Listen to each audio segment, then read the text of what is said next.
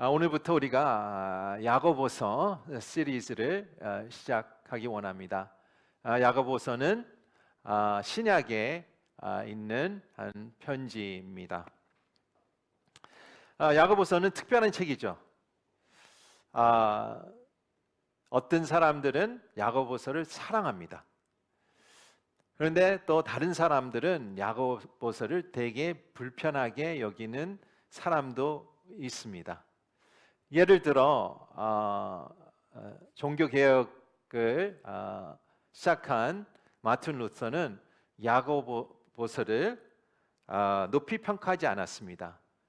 실은 야고보서가 신약에 있지 않아야 된다라는 평가한 사람이 마틴 루터입니다. 여기서 1절에 보니까 하나님과 주 예수 그리스도의 종 야고보는 흩어져 있는 12지파에게 안부를 전합니다. 우리 신약 저자들은 본인의 이름을 먼저 쓰고 그 다음에 그 수신자 이름을 첫 구절에 늘 기록합니다. 누가 이 책을 편지를 썼습니까? 야고보입니다. 헬라어는 야코보스, 영어는 제임스죠. 어떻게 야고보스가 제임스가 됐는지 모르겠지만 진짜 한국 발음이 제일 히브리나 헬라 발음랑 제일 유사한 것 같습니다. 신약 성경에 여러 야고보가 등장하는데요. 여기에 등장하는 야고보는 누구일까?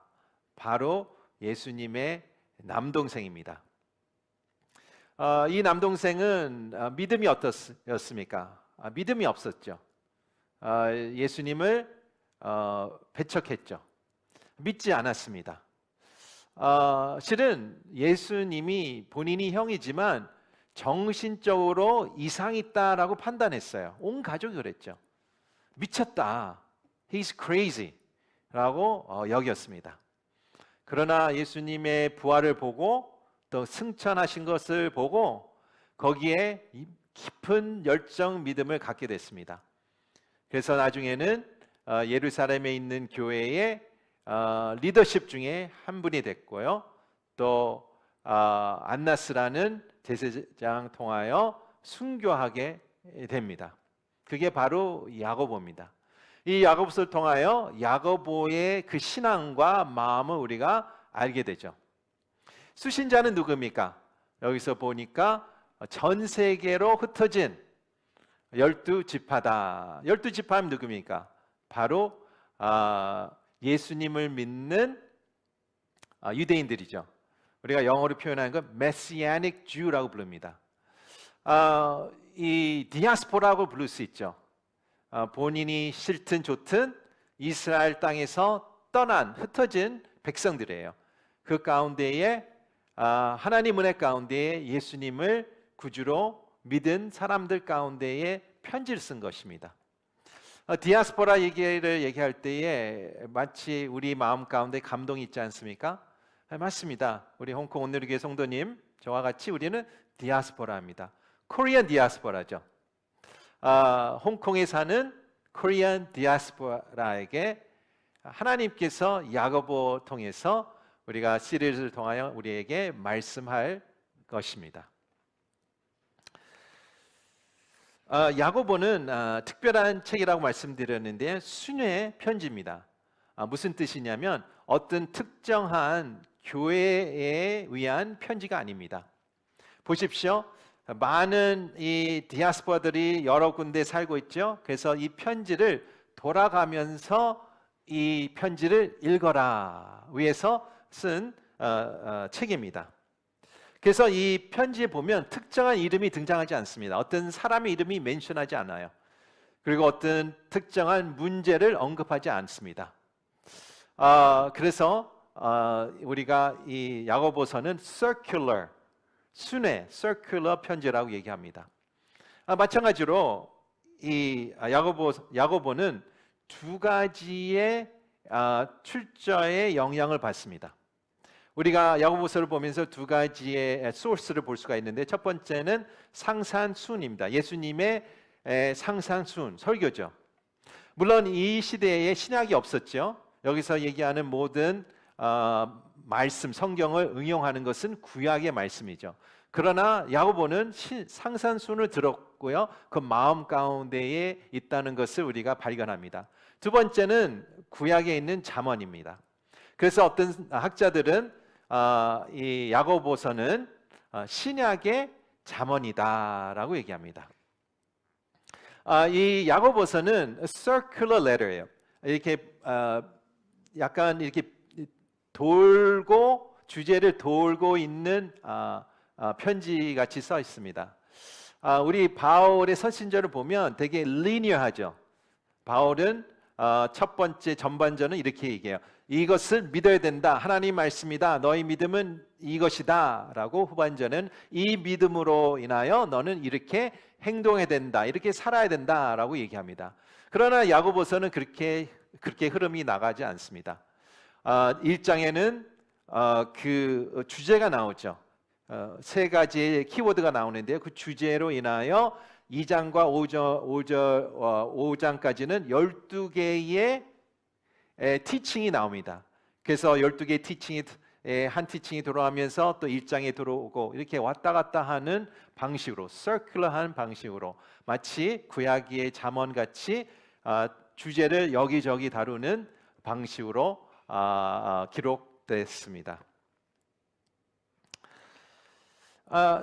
여기서 제가 말씀드린 같이 1장은 서론인데요. 거기에 세 가지의 키워드가 나옵니다. 세 가지 키워드는 시험, 유혹, 그다음에 지혜입니다. 그것이 야고보의 주제죠. 시험, 유혹, 지혜. 여러분 자전거를 타신 적도 있고 자전거를 지금 타시는 분도 계십니다. 자전거 타이어에 바람이 빠지면 어떻게 하십니까? 바람을 넣겠죠. 근데 바람을 얼만큼 바람을 넣어야 되는지 어떻게 아시나요? 그 타에 자세히 보시면 그 바람을 얼만큼 넣어야 되는지 기록이 되어 있습니다. 그것을 PSI라고 부릅니다. PSI라는 뜻은 그 바람의 압력을 얘기하는 거예요. 프레셔를 얘기하는 거예요. 그래서 이 타이어에 적당한 프레셔가 있어야지 자전거가 잘 굴러가고 자전거가 잘 탈 수가 있습니다. 예를 들어 로드 바이크죠. 그냥 일반적인 자전거는 이 산악 자전거보다 더 프레셔가 높아야 돼요. 80부터 180 PSI가 필요하다고 얘기합니다. 그리고 산악 자전거는 25에서 35 PSI가 필요하다고 얘기합니다. 자전거가 타이어는 프레셔 때문에 이 공기가 타이어를 돌아가고 있습니다. 마찬가지로 우리 인생에도 프레셔가 있죠. 압력이 있습니다. 압박이 있습니다. 우리가 인생에서 보면 우리가 두 가지 압박과 프레셔가 있죠. 외적인 프레셔가 있고요. 또 내면에 또 내적으로 느끼는 프레셔가 있습니다. 밖에서 나를 압박감을 주고 내 안에서 나를 압박 주는 두 가지 프레셔가 있다고 합니다. 외적에서 오는 프레셔가 무엇입니까? 여기서 야고보 얘기하는 것은 시험입니다. 어려움, 문제들, 여러 가지 큰 문제들, 작은 문제들, 그런 문제들이 우리 안에 살고 있습니다. 또 내적인 문제들은 무엇입니까? 이것은 바로 유혹이죠. temptation입니다. 영어 표현에서는 외적에서 오는 프레셔는 trials라고 부르고요. 또 내면에 느끼는 이 프레셔는 temptation이라고 부릅니다. 둘 다 T자로 시작해서 기억하기가 쉽습니다. 하나님께서는 이 프레셔를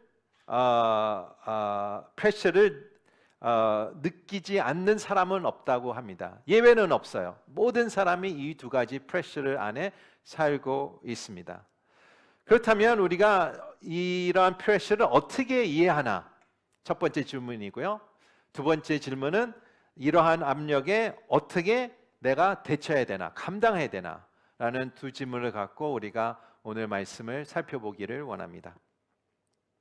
야고보서는 우리가 이해할 수 있는 가장 좋은 방법과 대처할 수 있는 방법이 있다고 얘기합니다. 밖에서 프레셔가 옵니다. 내 안에서 프레셔가 빌드업합니다. 그러면 방법이 있다고 합니다. 이해할 수 있다고 얘기합니다. 그것은 바로 세 번째 키워드 생각나시죠? 바로 지혜라고 합니다. 하나님의 지혜죠. 이 지혜, 하나님의 지혜로 우리가 이러한 압력을 극복할 수 있다라고 얘기합니다. 우리가 이 극복하는 열쇠가 두 개가 있는데요. 외부에서 오는 이 압력을 이 하나님의 지혜로 두 포인트로 우리가 감당할 수 있다. 우리 첫 번째 포인트 화면으로 한번 같이 보겠습니다.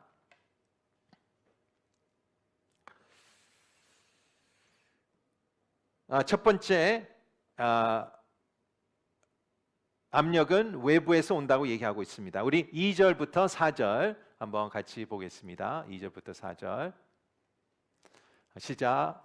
내 형제들이여 여러 가지 시험을 만나거든 온전히 기쁘게 여기십시오. 여러분이 알다시피 여러분의 믿음의 연단은 인내를 이룹니다. 인내를 온전히 이루십시오. 그러면 여러분이 온전하고 성숙하게 돼 아무것도 부족한 것이 없게 될 것입니다. 여기 1절에 보면 이렇게 써 있습니다. 여러 가지 시험을 만나거든 온전히 기쁘게 여기십시오. 온전히 기쁘게 여기라고 얘기합니다. 첫 번째 포인트입니다. 영어는 count all joy라고 써 있어요. count all joy. 무엇을 얘기하고 있습니까? 불평하고 다투지 말고 기쁘게 여기라고 얘기합니다. 이것은 내 시험을, 어려움을 즐기는 것은 아니에요. enjoy하는 것은 아니에요. 기쁘게 여기는 것이지만 내가 enjoy하는 것은 아니죠. 누가 enjoy하겠습니까? 마음이 어렵습니다. 그러나 어려움 가운데에 내가 기쁨으로 여겨라. 한국말은 기쁨에 여겨라. 근데 영어는 count라고 써요. count 아시죠? 하나, 둘, 셋, 넷. count라는 것은 경제적인 단어인데요. 내가 내 있는 돈과 내 물질을 카운트하는 것은 내가 얼만큼 있다, 내가 이만큼 있다라는 것을 얘기하는 것입니다. 그것을 내가 평가라는 의미입니다. 여기서 어떤 얘기입니까? 우리가 보통 내 문제들이 어려움이 나한테 다가오면 어떻게 생각합니까? 이것이 손실이다라고 얘기하죠. 나는 마이너스가 된다라고 얘기합니다. 그러나 여기서 하나님께서 얘기하시는 것은 마이너스가 아니라 플러스다. 데빗이 아니라 크레딧이다라고 얘기하는 것입니다. 여기서 우리가 그것을 모두 기쁨으로 생각할 때 우리는 데빗이 아니라 크레딧이 된다라고 얘기하는 것은 왜 그렇게 얘기할까요? 왜냐하면 우리가 어려움 가운데 있을 때에 우리가 혼자 그 직면하는 게 아니라 하나님께서 개입하셔서 하나님께서 역사하신다, 하나님께서 무엇을 하고 계신다는 것을 얘기하는 것입니다. 하나님께서 무엇을 하고 계시는지는 모르고 하나님께서 어떻게 하실지는 모릅니다. 아직. 그러나 우리의 믿음 가운데에서 얘기하는 것은 count it on joy라는 것은 내가 내 삶 가운데에 폭풍이 치고 내 가운데 이 어려움이 올 때에 내가 아는 것은 하나님이 나와 함께 하시고 하나님께서 거기 안에서 무엇을 하고 있다라는 것을 확신할 수 있다는 게 바로 count it all joy, 기쁨으로 여기라는 것을 얘기하고 있습니다. 근데 내가 기쁨으로 여기지 않는다면 어떤 결과를 낳을까요? 히브리서 12장 15절 말씀 보겠습니다. 15절에 제가 말씀 읽도록 하겠습니다. 하나님의 은혜에 이르지 못하는 사람이 없도록 주의하십시오. 또한 쓴뿌리가 돋아나 문제를 일으키고 그로 인해 많은 사람들이 더럽히지 않도록 조심하십시오. 무슨 얘기예요? 내가 기쁨을 여기지 않으면 내 마음 가운데에 은혜가 떨어진다, 은혜가 없다, 공급이 안 된다는 얘기하는 것입니다. 여기서 은혜가 공급이 안 되면 어떻게 돼요? 내 마음 가운데에 이 어려움이 쓴뿌리가 된다. 쓴뿌리는 무엇입니까? 내 영혼 가운데에 캔서, 암이 생기는 것입니다. 그것을 우리가 얘기하는 것이죠. 그러나 우리가 기쁘게 여기면 하나님께서 개입하시고 또 내가 이 시험을 이겨낼 수 있도록 나와 함께 하신다라는 것을 얘기하고 있습니다. 할렐루야. 다시 말씀드립니다. 이것은 우리의 결정입니다. 실은 여기서 명령이에요.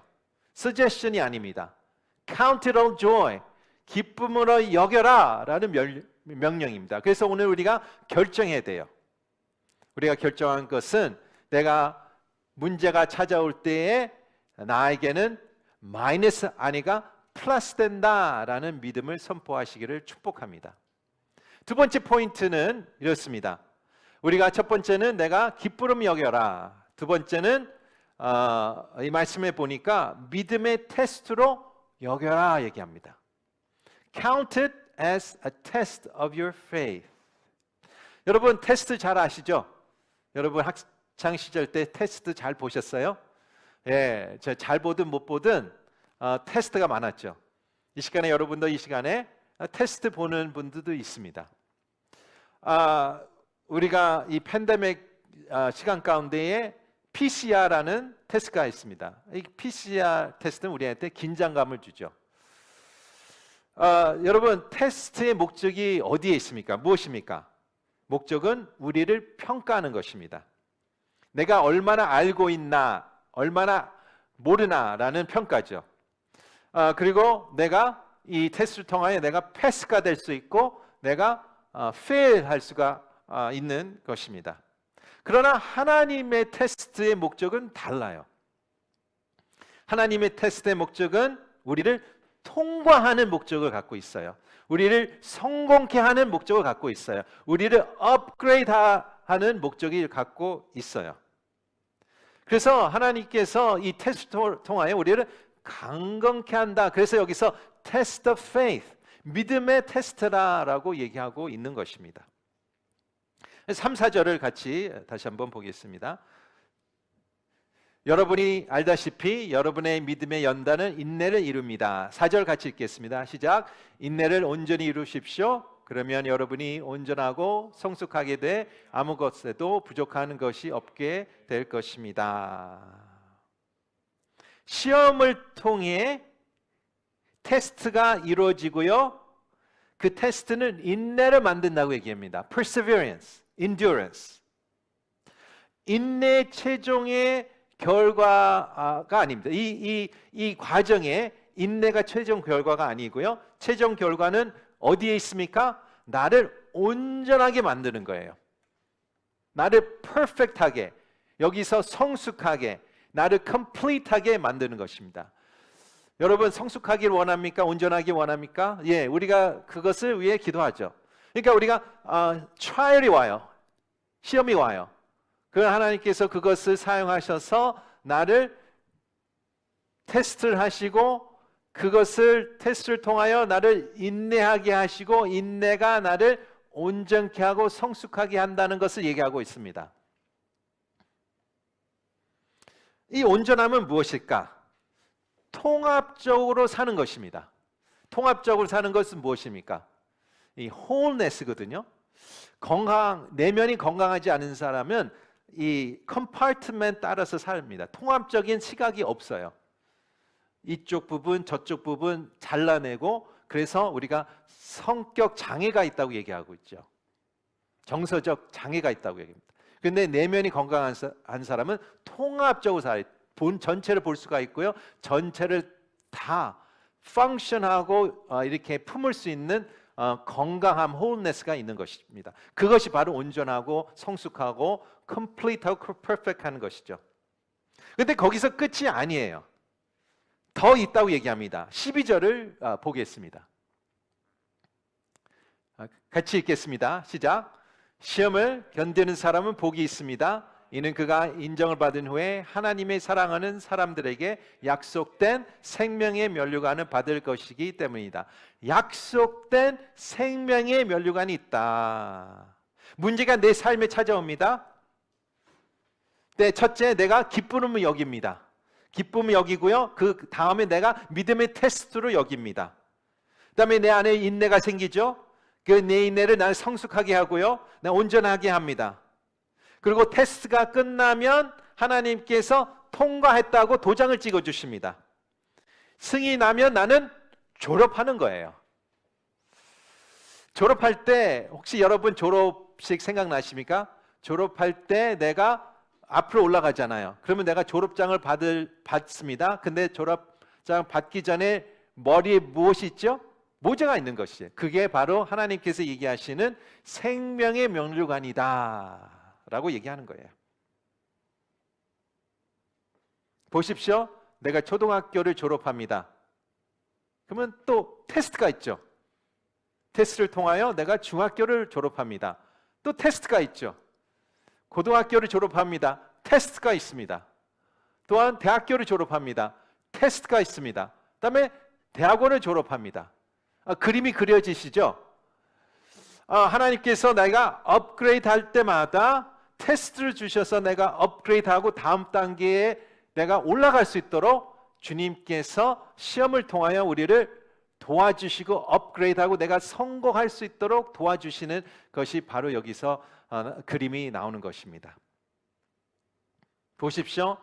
아브라함은 믿음의 학교를 졸업하기 위해서 몇 년이 걸렸습니까? 25년이 걸렸어요. 이삭을 바치는데 25년이 걸렸습니다.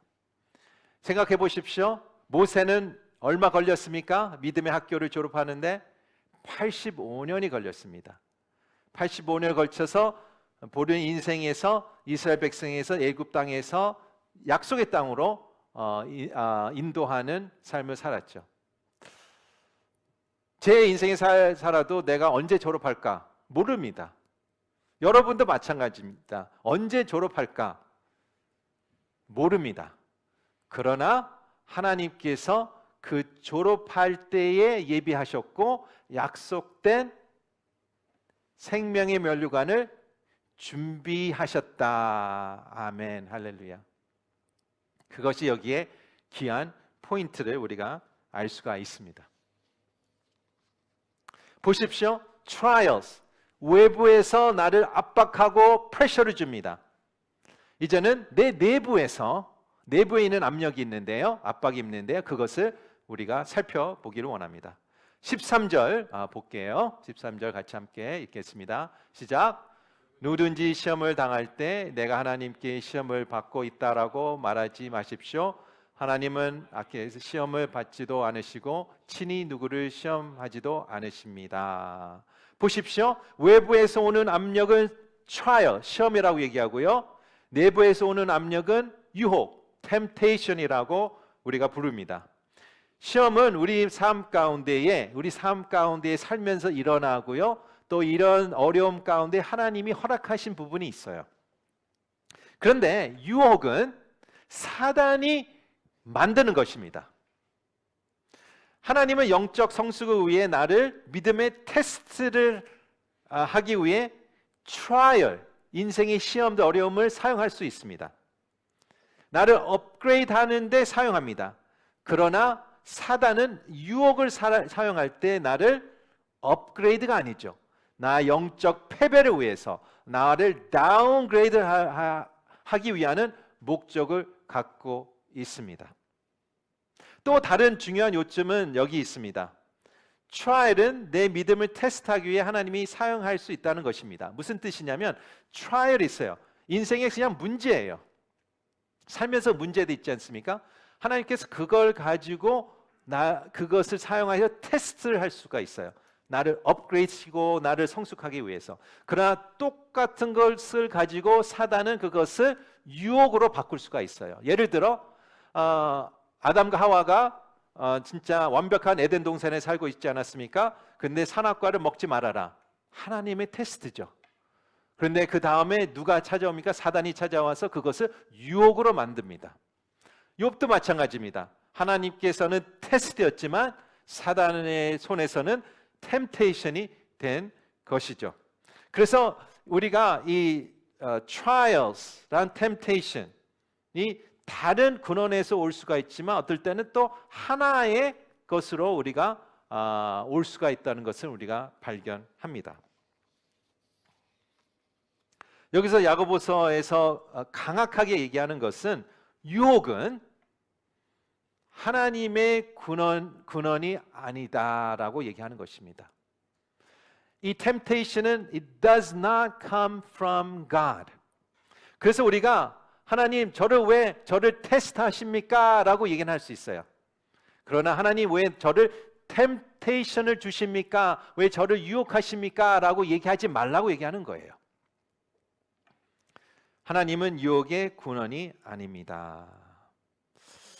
여기서 야고보는 여기서 끝나는 게 아니라 하나님께서 당신을 유혹하는 사람이 아닙니다. 그러나 유혹에 대해서 이 과정에 대해서 진짜 정확하게 우리의 도움이 될 수 있도록 설명합니다.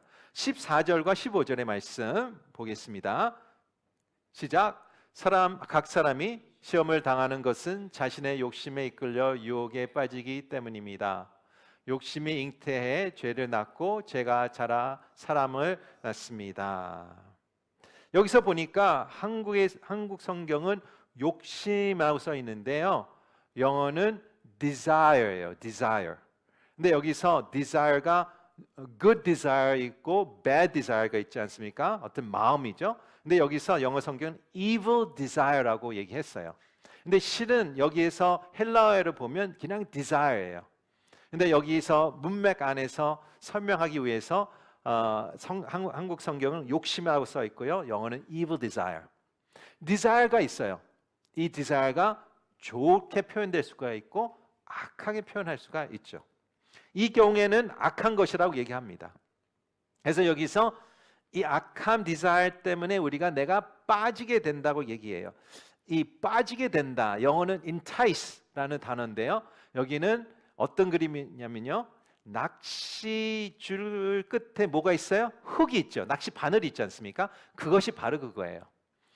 낚시꾼이 그 낚싯대에 그 줄 가운데 훅을 설치하고 훅에 베이트를 놓지 않습니까? 뭐 지렁이를 뭐든 이렇게 하지 않습니까? 그것을 얘기하는 거예요. 제가 어렸을 때 아버지와 낚시를 간 기억이 납니다. 우리가 저수지를 보통 갔는데요. 아버지께서는 그 흙에 그 스윗 콘, 그 캔에 담은 스윗 콘을 거기에 이렇게 베이트로 놓으셨어요.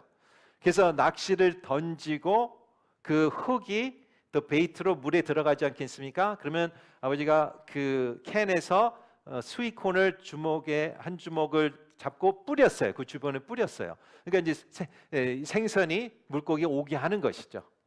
그래서 이 흙은 어떤 역할을 합니까? 잡는 것을 역할을 하지만 생선은 그 물고기는 그 흙을 못 보겠죠.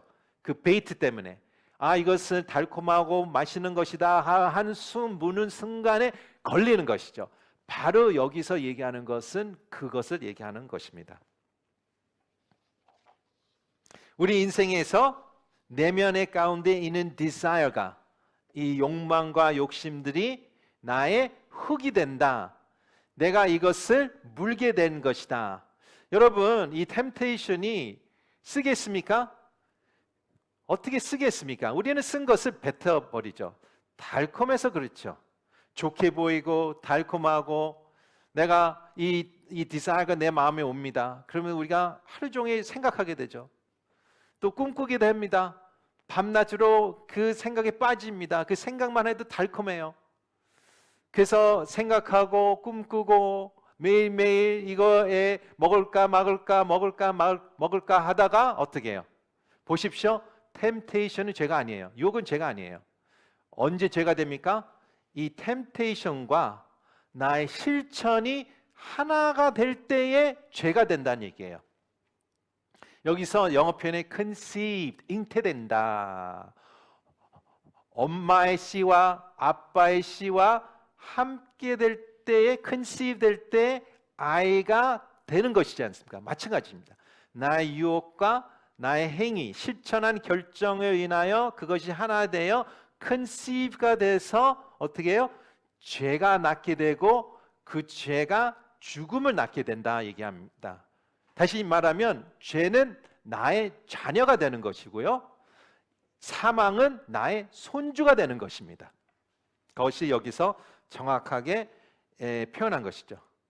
모든 이 템테이션은 이런 식으로 진행된다고 얘기하고 있습니다. 하나님은 유혹의 창시자가 아닙니다. 그러나 하나님은 우리가 유혹을 받았을 때 도와주실 것이라고 약속하시죠. 고린도전서 10장 13절의 말씀 기억하십니까? 1대1 받으셨던가 1대1 양육자신 분들은 다 이 말씀을 외웠을 거예요. 암송 구절입니다. 이 말씀을 한번 제가 읽어드리겠습니다. 여러분은 사람이 감당할 수 없는 시험을 당한 적이 없습니다. 하나님은 신실하셔서 여러분의 감당치 못할 시험을 허락하지 않으시며 시험을 당할 때도 피할 길을 마련해 주셔서 여러분이 능히 감당할 수 있게 하십니다. 이 한 구절인데요, 세 가지 관철을 한번 살펴보겠습니다. 첫 번째는 나의 유혹은 독특하지 않다라는 것입니다. 나는 이것을 겪고 있는 유일한 사람이 아니다. 그렇게 느낄 수 있어요. 나만 이것을, 나에만 이 문제가 있다. 왜 나한테만 이 문제가 있을까라고 내가 한탄할 수 있어요. 그렇지 않다는 얘기예요. 나의 전의 사람들도 이 유혹을 받을 적이 있고 나 후에도 이 유혹을 받을 것이다. 그래서 이상하게 생각하지 말아라 얘기하는 거예요. 두 번째는 이 시험이 내게 닥쳤을 때 하나님은 이미 내가 감당할 수 있다고 결정 가운데 허락하신 것을 얘기하고 있습니다. 네 무게를 내가 감당할 수 있다라고 아는 거예요. 내가 이 캐파를 갖고 있기 때문에 하나님께서 허락하신 것을 얘기하십니다. 놀라운 일이죠. 내가 다가오는 문제들은 내가 보기에, 내가 느끼기에 감당할 수 없다고 느껴요. 그러나 하나님이 보기에는 딱 내 캐파의 사이즈만큼, 내 캐파의 사이즈보다 살짝 작게 주는 하나님의 놀라운 역사가 있다는 것을 얘기하고 있습니다. 할렐루야. 세 번째 우리가 관찰은 이렇습니다. 시험이 오면 하나님이 출구를 마련해 주신다고 얘기합니다. 하나님의 약속이에요. 우리가 건물 들어오면 출구가 있지 않습니까? 엑시 사인이 있어요. 그 불이 일어나나 무슨 사건이 일어나면 내가 그 엑시 사인으로 내가 빨리 도망쳐야 되죠. 건물을 나가야 되죠. 마찬가지입니다. 하나님께서 얘기하시는 내가 이 트라이얼이 와요. 이 시험이 와요. 어려움이 와요. 이 템테이션이 와요. 유혹이 와요. 그러면 바로 템테이션 올 때 바로 하나님께서 주시는 것은 무슨 엑시 사인이 바로 등장한다는 얘기예요. 근데 우리가 얘기할 수 있어요. 이 엑시 사인이 안 보이는데요 라고 얘기할 수 있어요. 두 가지 같아요. 하나는 보고 싶지 않을 수도 있어요. 너무 이 달콤한 거예요. 그래서 내가 보지 않기를 결정할 수도 있고요. 아니면 이 유혹에 너무 빠져 있어서 안 보일 때가 있는 것이죠. 나의 블라인드 사이드에 있는 것이죠. 그러나 하나님께서 여기서 약속하신 것은 내가 유혹이 올 때마다 하나님께서 엑싯을 반드시 주시겠다. 그래서 나는 결정해야 됩니다. 유혹에 내가 실천할 것인지 아니면 엑싯으로 내가 이곳을 탈출할 것인지 그것은 나의 결정입니다. 보십시오. 우리 인생에서 야고보는 외부에서 오는 프레셔가 있다고 얘기합니다. 그것은 시험과 트라이얼스과 어려운 문제, 또 내면에서 오는 프레셔가 있답니다. 그것은 유혹과 템테이션이라고 얘기합니다.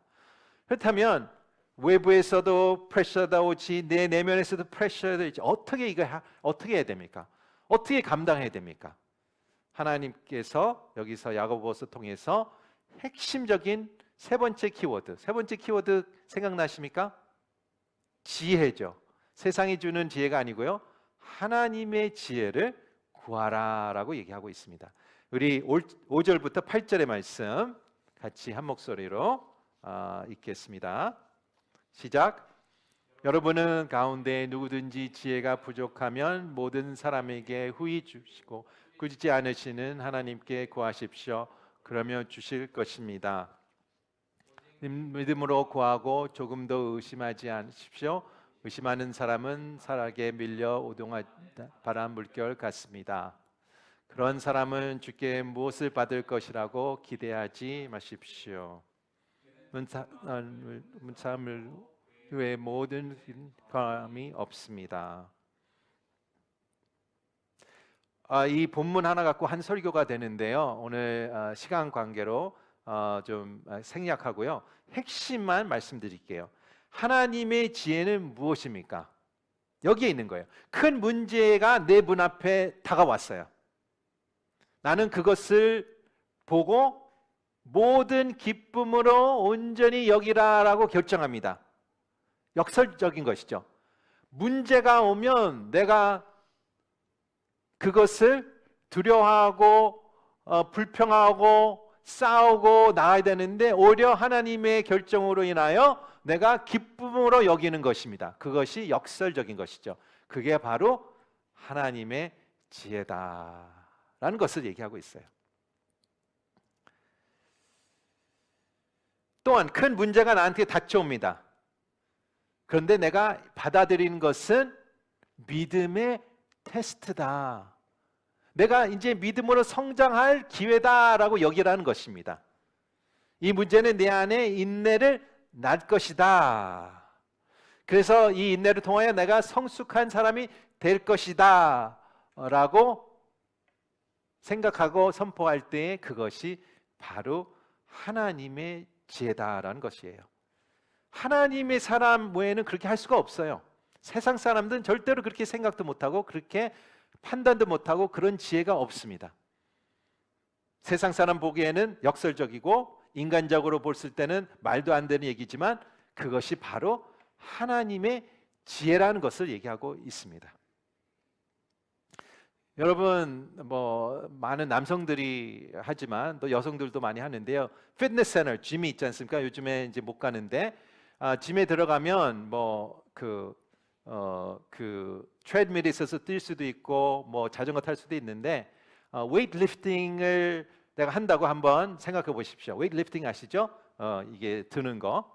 그래서 벤치 프레스 한다고 생각하십시오. 벤치 프레스는 누워서 하는 거예요. 제가 화면으로 하는데 누워서 이렇게 들렸다 내렸다 하는 것이거든요. 이 가슴 운동을 하는 것입니다.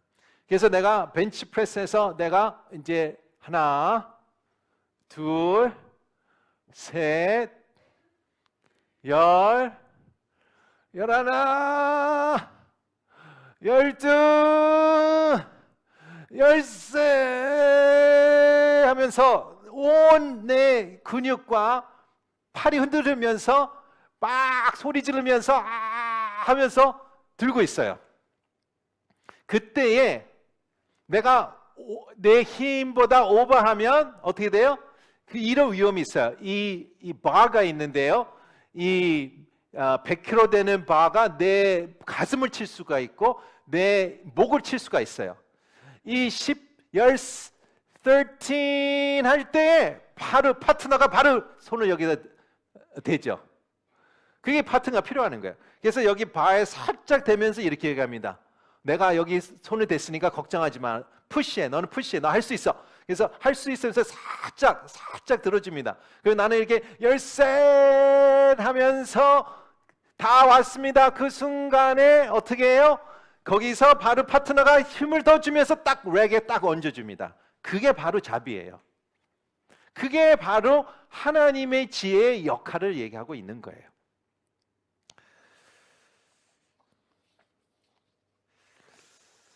이 인생이 주는 트라이얼 때문에, 어려움 때문에 내가 무게가 너무 무겁습니다. 내가 지탱할 수가 없어요. 팔이 후두두두 걸려요. 내가 온갖 소리를 지릅니다. 힘들다. 힘들다고 얘기해요.